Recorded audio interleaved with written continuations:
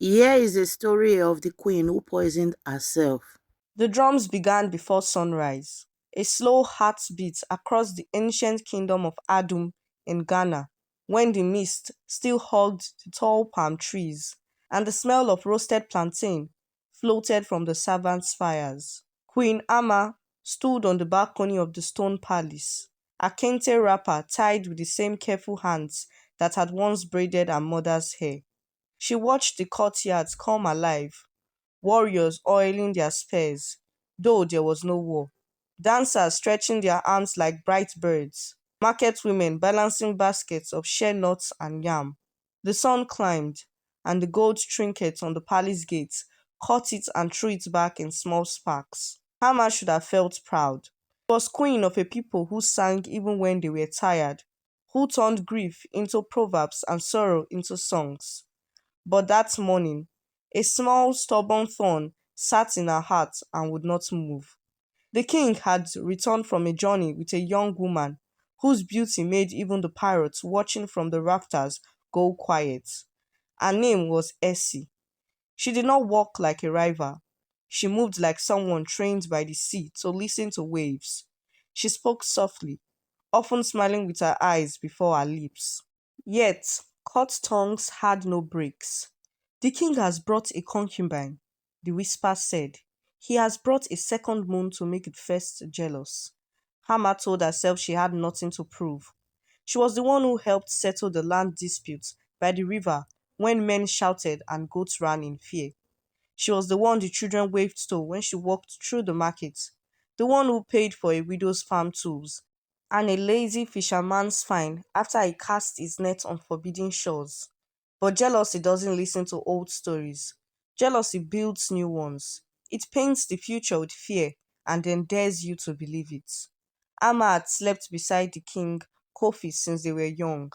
He had wooed her with stories of the golden stool and late night laughter under the mango tree. He was a fair king, firm but not cruel, the kind who asked a thief why he stole before deciding the punishment. But even fair kings can be foolish men. And he did not understand that announcing Essie as a gentle addition to the household was like bringing a rainstorm into a room full of candles. Servants carried messages like ants carry sugar. They told Hama how the king lingered when Essie played the xylophone in the evening, how he laughed at her simple jokes, how he asked her what she missed about her village. He's just kind, Amma told herself, but the thorn pushed deeper. The queen had a friend in the palace, Sika, a maid who had served Amma since girlhood. Sika was quick with a needle and quicker with the truth. My queen, Sika said one afternoon while oiling Amma's hair with shea butter. You can hold water in your hand, but you cannot hold smoke. If Essie is smoke, the more you close your fist, the more it slips out and blinds you. Amma's mouth curved in a tight line. Are you calling me blind? No, my queen, Sika said. I'm calling you human. Amma said nothing. Her fingers found the small gold pendant at her throat, a simple disc with a star cut out in the center, the last gift from her mother. She had worn it since childhood, never asking about the star, only loving the way it warmed against her skin. That evening, there was music in the courtyard. The elders gathered under the baobab shade. The girls began a tale about brothers who fought over land. And Essie sang a short song, so sweet, a baby in the crowd stopped crying to listen. King Kofi turned to Amma with a boyish grin, but Amma's smile was thin and tired. The king did not notice, or he noticed and pretended not to. Essie stood a little away from them, wearing a cloth with Andikra symbols stamped in deep brown. She bowed to the queen with grace. My queen, Essie said softly, your hair looks like the moon tonight. Amma said thank you and looked away. Kindness from a rival can feel like hot pepper on a wound. Days passed. Essie did not act like a snake. She woke early, helped the old palace cook pound fufu, asked after the health of the guards whose feet were sore from long watches. She brought palm wine to the drummers and thanked them for their rhythms. She laughed often, but never too loud, and when she looked at Amma, There was something like longing in her eyes, a searching that did not feel like competition. It felt like a missing piece looking for its place. But jealousy is a poor listener. It turned Essie's kindness into proof that she was trying too hard, and every gentle act scraped against Amma's pride. One afternoon, Amma visited the shrine behind the palace where a small stream ran and frogs sang bright songs. An old herbalist named Nana Ya sat there, grinding leaves with a stone. People said she could turn tears into medicine and regret into warning. Amma went because her mind felt like tangled grass. She sat on a flat rock and watched Nanaya's hands. "You came without drums," Nanaya said without looking up. "That means your heart brought you. Sit." Amma sat. "You know me," she said. "I know your face the way I know the smell of rain," Nanaya said. "What do you seek?" Amma swallowed. Words were heavy. "Peace," she said at last. "Peace from a shadow that is walking beside me in my own house." "A shadow can be your own shape," Nanaya said. "A house can also be a head." She set down the stone. "Tell me the true story, not the public one." Amma spoke. She spoke of Essie, of the laugh she could hear 2 courtyards away, of King Kofi's eyes when Essie played the xylophone. She spoke of how her own hands had started to tremble when the king touched her, as if the kindness in the touch was a knife that reminded her she was sharing. "Sharing is for yams," Amma said, and then she pressed her lips, ashamed. Nanaya listened, not nodding, not frowning, only listening with the patience of an old tree. When Amma's words ran out, the stream kept talking. "There are 3 kinds of poison," Nanaya said after a long silence. "One lies on the tongue, one lies in the leaf, and one lies in the mind. The last one kills slow and makes you smile while it works." Amma stared at her. "I want the leaf," she said too quickly. She had not meant to say it out loud. The old woman's eyes, bright and small as cowries, lifted to the queen's face. "What you want is not always what your name can carry," she said. "But I am old, and I will not pretend I never held a leaf in my own life. If you walk this path, know that every step we ask for a prize." Amma's throat felt dry. "What is the prize?" "Sleep," Nanaya said. "The kind where you rest without voices in your head. The leaf can silence a person, but it also steals sleep from the one who used it. And sometimes it steals more." Amma's hands tightened. "Give it to me," she whispered. "Only enough to stop a song, not enough to end the sky." Nanaya stared at the queen for a long moment, then reached into a calabash and took out a small pouch. She held it as one holds a hot coal. "If the sky falls," she said softly, "don't say the earth kept quiet." Amma hid the pouch in the hems of her clothes and walked back to the palace with her heart pounding like a drum missed by its drummer. That evening, King Kofi announced a private dinner to honor the harvest. The palace would still feast tomorrow with the town, but tonight would be just for the royal household. Just the king, the queen, Essie, and 2 trusted companions. Kwaku, the cupbearer, who knew the weight of every goblet and the story of every imported wine, and Afwa, the cook, who would taste a stew and know which onion was lazy. The palace courtyard smelled of ginger and smoked fish. Lanterns hung low like small moons. At the table, the king was in a play mood. He used to be like this often, light as a boy after rain, and tonight the spark was back. He teased the cook for giving him extra okra. He asked Essie to sing a song from her mother's village. He told Amma the story of a parrot who fell in love with a mirror, and Amma smiled even though her stomach was tight. Essie sang. It was a lullaby, simple and old, the kind that a mother hums even when her own eyes are tired and red.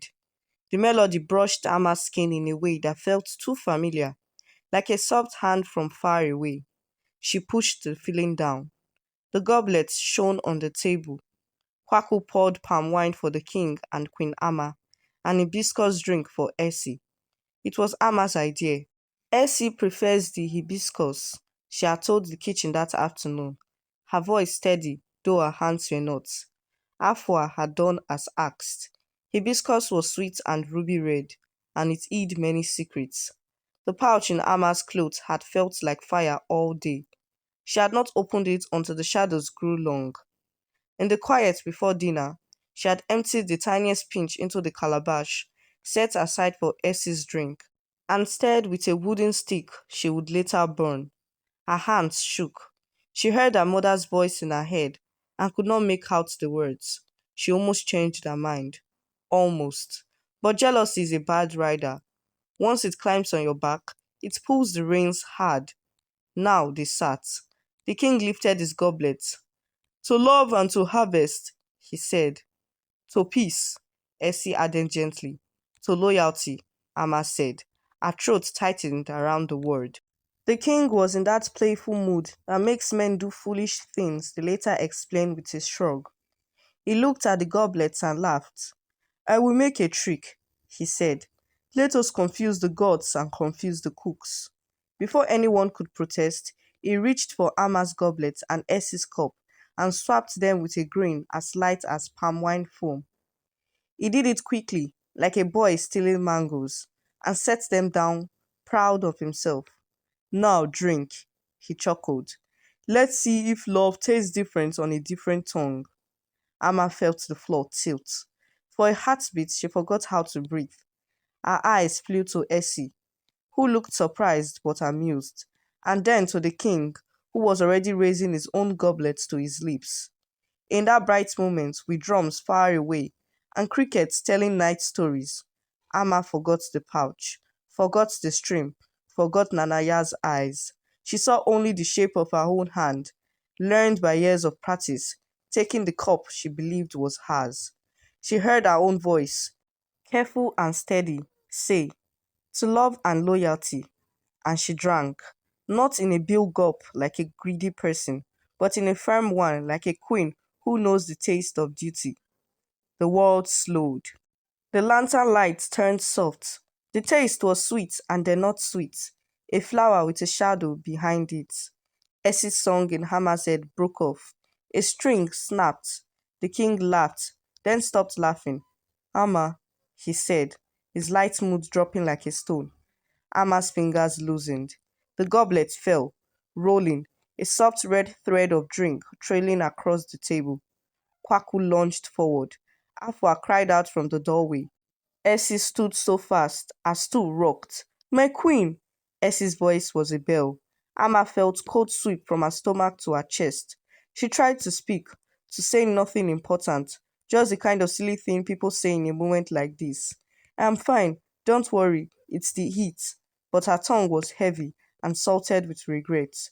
She looked at the king's face, at the shock and the fear and the edges of tear. She tried to say, "It was me," but the sentence would not climb into the air. She reached for him and met only her. Then the cold turned deeper, and the courtier tilted in a way that no feet could steady. Amma heard a single sound, a soft lullaby she could not place, like a rope thrown across a river she wanted to take but could not hold. The world tucked itself away.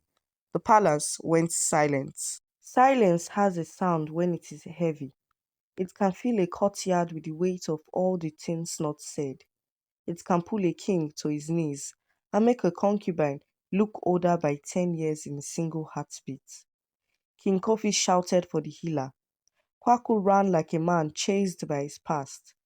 Afua cried into her apron. Essie knelt beside the queen, her hands steady, her face set with a strange calm. "My queen, breathe," she said. She touched Amma's cheek with a tenderness that held no bitterness at all. For a long time after that, there were no songs in the palace. The healer came and went with tears in her eyes and a shaking head. The king shut himself in his chamber, and no one, not even the elders, could draw him out for a full day. The people gathered at the gates, asking, praying, bringing calabashes of water, as if water could wash grief off stone. Essie refused to leave the queen's side. She washed Amma's face and braided her hair one last time with Sika, who cried softly like a child who had lost her way home. Why did the gods allow a joke to steal a queen? People whispered. What kind of laughter leads to a grave? The truth sat like a frightened goat in Sika's chest. She knew about the hibiscus. She had seen the wooden stick in the ash. She had found the small pouch in the corner of the queen's trunk with a smear of red dust. She was loyal to Amma even now, loyal enough to carry the blame, loyal enough to keep quiet forever if it protected her queen's name. But silence grows teeth. It started to chew on her sleep. On the third day, when the sun leaned low and the palace smelled of incense, Sika walked to Essie's room. Essie was sitting on the floor, looking at a small pendant in her palm, a thin gold disc with a star cut out in the center. Sika froze. The pendant was a twin of the one Amma had worn every day of her life. Essie looked up, eyes tired but kind. You should rest, she said. Sika swallowed. Where did you get that? She asked, pointing at the pendant. Essie's fingers closed around it. My mother gave it to me when I was a baby, she said. She said if I ever lost my way, I should follow the star back to my heart. Sika's legs trembled. Your mother? She whispered. What did she look like? Essie's eyes softened. She was tall and strong. Her laugh was like a drum. She braided my hair while telling me stories of a palace and a girl who wore the other half of a star. She used to hum a lullaby that felt like a river. Sika's breath hitched. She heard the same lullaby in her head, the one Essie had sung at dinner. She had heard Amma hum it in her sleep more times than she could count. Sika sank onto a stool and put her face in her hands. The gods are not confusing, she said, her voice shaking. We are the ones who do not see. She told Essie everything, not about the patch, not yet. Some truths must be walked around before they are walked through. She told her about the night years ago when a woman who worked in the palace kitchen gave birth to twins during a flood. One baby was carried to safety by a palace guard. The other, they said, was lost in the water for a moment too long, then found by a fisherman downstream. The palace did not speak of that night because it was wrapped in shame and old mistakes. The cook had left weeks later, forever silent about which child had been taken where. Sika told Essie how the queen's mother had sung a lullaby with a river inside it, the same melody Essie had sung without even thinking. She told her about the star pendant that Amma never removed. And as she spoke, the room felt like it was breathing, like the walls themselves had waited years to exhale these secrets. Essie listened without interrupting. Tears ran down her face quietly, not like a storm, but like a stream that has finally found its path. She opened her hands to show the pendant again. I always felt like a piece of me was walking around in the world, she whispered. When I saw the queen for the first time, my chest hurt in a way that felt like home. I thought it was fear, but maybe fear and love live in the same room when you don't name them. Sika took Essie's hand and placed it over her own heart. Sister, she said, and the word was light and heavy all at once. Faith does not ask permission to enter the room. In the evening, the elders gathered with the king. Grief had pushed his shoulders down. He had not slept. His eyes were red with salt and regret. He kept replaying the joke in his head. A boyish flip of goblets, a careless laugh, a trick with no wisdom behind it. He wanted to peel time backwards like cassava skin, but time is a stubborn root. Essie stood in the doorway, then stepped closer to the king and bowed low. My king, she said, voice steady, though her fingers trembled. There is a truth that must be spoken in this room. It will hurt, it will also heal. She told the story of the twins. She held up the pendant and described the lullaby in the old kitchen woman, whose eyes she had seen in the mirror when she smiled. Sika, called in by Essie, showed the other pendant, Amma's, which she had taken from the queen's neck only after the healer had covered her with white cloth. The two pendants slid together like halves of a fruit, the star cut out, becoming whole. The room changed. The elders made sounds that were not words. King Kofi swallowed and pressed his fingers to his mouth, an old habit when he was thinking too fast. He stood, stepped forward, and touched the joint pendants as if they were alive. His face crumpled like a cloth dropped in water. Amma, he whispered to the air, to the walls, to the space where our laughter used to sit. You were protecting your place from your own sister. He turned away and covered his face.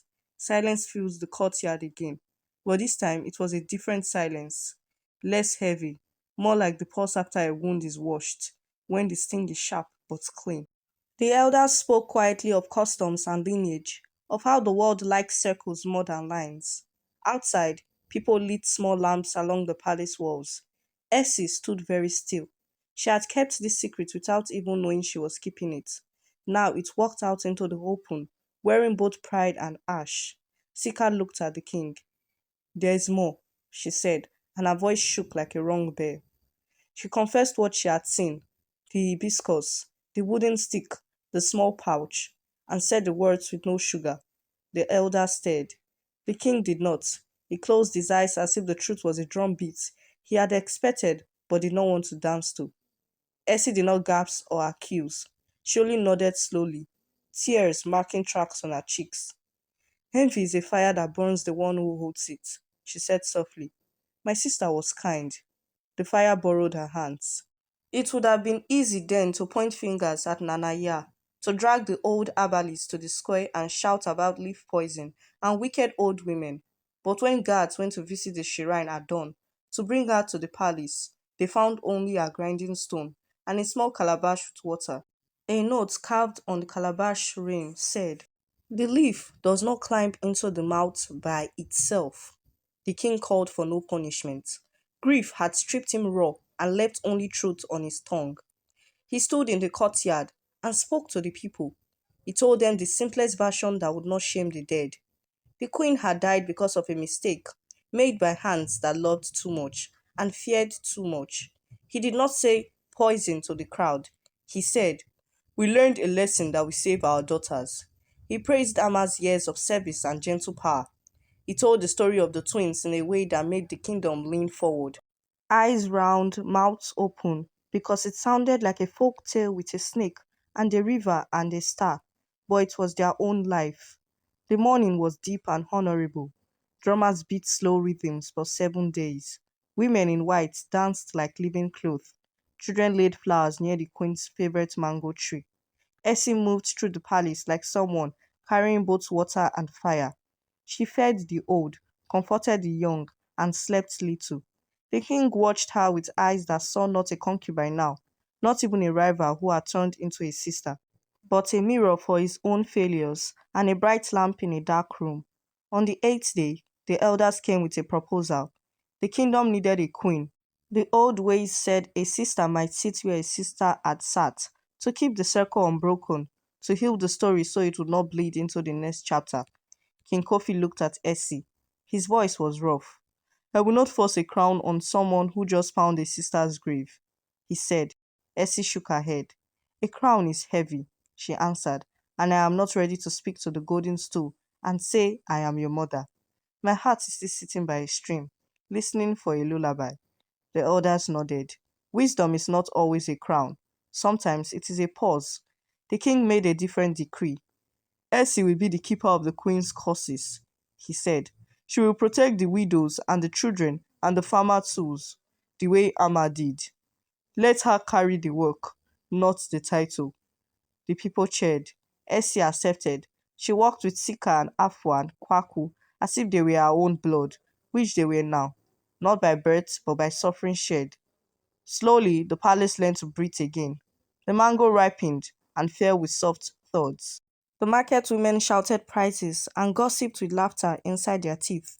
Children ran past the palace gates and called Essie, sister mother, when she handed out granuts and small lessons about kindness. The king and Essie spoke often, but not in the wrong way. Their conversations were simple and clean, like water in a clay pot. The needs of the people, the repairs for a broken bridge, the tobacco foolishness of a chief who had more pride than sense. There was tenderness in the air, not the kind that burns, but the kind that warms a cold room. Sometimes King Coffee would look at Essie and see, for a flicker, Amma's smile in the curve of her cheek. He would have to swallow hard then to keep the grief from walking out of his mouth and scaring the servants. One rainy evening, when thunder grumbled far off and the palm leaves whispered with words, Essie sat with Sika under the balcony and asked a question that had been walking behind her like a quiet goat. Why did the king swap the goblets? Essie whispered. Why that night? Why that joke? Sika stared into the rain. Men make jokes when they are afraid, she said. Sometimes they pretend to be boys again, because boys are brave without thinking. He wanted to show that the cups did not matter, that love tastes the same in any mouth. He did not know he was touching fire with a wet hand. Essie nodded. The rain sang louder, then softer, then stopped as quickly as it had begun. Life went on in its careful way, until a day came when the kingdom put on its gold and drummers played fast songs again. It was the festival of Akwaisi Day, when the king receives blessings and thanks the ancestors. The courtyard glittered, the chiefs wore clothes like clouds. The griot prepared his best story. The king sat tall, trying to be worthy of the songs. Essie stood behind him with Sika and Kwaku and Afua, ready with water and fans and the kind of small attention that turns a big event into a good one. The air smelled of pepper soup and new rain. The crowd pushed closer, excitement thick and sweet. The griot raised his staff and cried out a praise name. The king reached for his goblet, only water this time, clear and harmless, and lifted it to drink. The moment stretched. People held their breath, a new reflex born of fear they thought they had buried. The king smiled, small and honest, to tell them it was all right. He drank. He set the goblets down. He looked relieved, like a man who has crossed a hanging bridge and found firm ground. The griot began a story about a hunter who chased a talking antelope into the forest and learned humility. Laughter rippled. The king leaned back, and then his hand went to his throat, not with the wild panic of poison, but with the slow confusion of a man who suddenly cannot find a door he uses every day. His breath hitched, his eyes widened, then softened, as if he were looking at something very far away and very dear.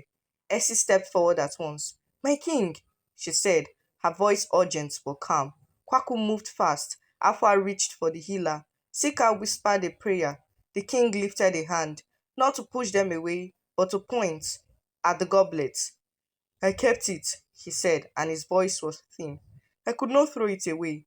I told the smith to mend the crack and make it strong. I wanted to remember, so I would never joke like a boy again. Essie stared at the goblet and saw it then. A thin line of gold on the handle where a break had been repaired, fine as a hair. The smith had used powdered gold and resin, an old art to mend broken things and make their cracks shine. It was beautiful. It was also unwise in one small, hidden way. The resin the smith used came from a tree that was sweet to the nose, but held a bitterness under heat. When mixed with certain herbs that still clung in the pores of the goblet from that night, even after much washing, it turned the water into a whisper of poison that did not shout, that did not claw, but that told the heart a soft story about slowing down. In his grief, the king had asked to keep the old goblet as a lesson. He had not known he was keeping a door open for the same shadow. He had drunk from it only at ceremonies, in small sips, out of stubbornness and love. And today, the small sips added up like drops fill a pot. The healer pressed her ears to his chest and shook her head. The courtyard erupted, then hushed, then cried, then asked 1,000 questions out loud, and a million more in their hearts. Essie did not cry in that first moment. She went very still, the way ocean water looks flat before it delivers a wave. She reached for the goblet, lifted it, smelled it, and handed it to Kwaku. Lock it away, she said. No one touches it again. It will not kill another song. Later, when the grieving became an ocean that everyone had to swim, when people asked whether the gods were hungry or just teaching them very hard lessons, the elders sat long and spoke softly. They decided that the kingdom had walked too close to the edge of a cliff twice in one season and should move its camps inland. They needed a leader who could carry grief on her head and still grind pepper, who could call a river by its true name and make a bridge in the same sentence. They turned to Essie. She did not want a crown made from tears, but the people looked at her with eyes that said, "We trust you because you did not run away when the porch caught fire." She stepped forward. She stepped not into Alma's shoes. They were Alma's, but onto the same path, now cleared of thorns, a path paved with the sharp lessons of envy and the soft strength of love. On the day she was crowned, Essie wore both pendants fused together, the star now whole and bright. She spoke to the people in simple words. She told them how envy dresses like a friend and then pushes you off a stool. She told them how laughter without wisdom can become a knife.